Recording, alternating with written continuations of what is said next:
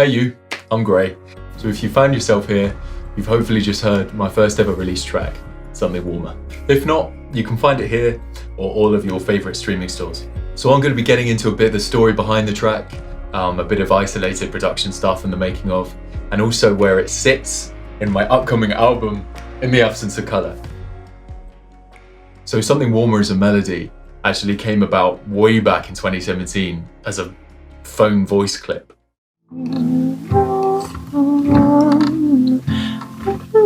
The lyrics are kind of framed as a love song, which I suppose it is because I drew a lot of parallels with my own experiences after a breakup. It was obviously pretty crushing at the time, but in honesty, I never really reached the depths that this song talks about.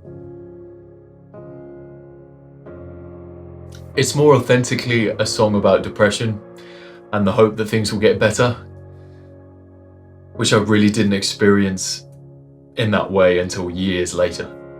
I was watching some ASMR vids one night, as I often do, to help me sleep, and somehow I came across an interview with Bennington, the late frontman of Linkin Park. He took his own life months afterwards. It's hard to watch when you know what's coming. The whole interview just feels like a cry for help. There's a part where he points to his head and he says, essentially, in here is not a nice place to be. Over the next few days, this wordplay kept coming back. Love left a hell in between these two temples. So I thought I'll go from there and try and rediscover that level of rawness in the rest of the lyrics, and I hope that's what I did. I also dedicated this song to a man called Sanson. Really devastating because of his young age, everything he left behind.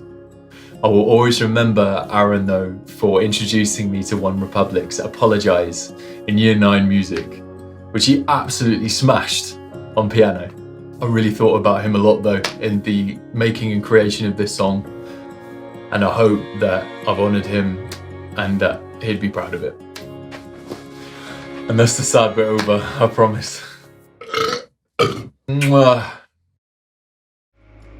So really, especially from verse 2 onwards, the song kind of transforms more into a call for hope. And I tried to capture that with a very grandiose orchestral middle eight.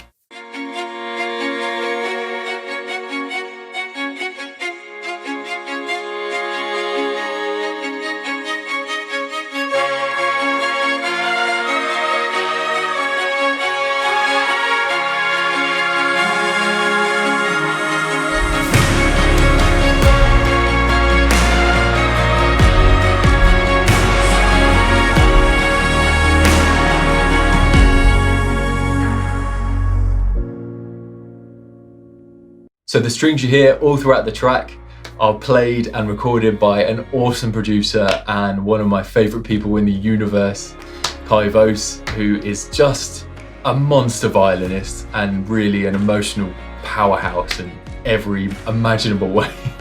A nerdy fact from the music producers, I had to be a whole brass section in this middle eight and I don't play the trombone, so in order to be a trombone I had to take the bottom line of my trumpet performances and I brought it down an octave with a plugin called Little Altar Boy.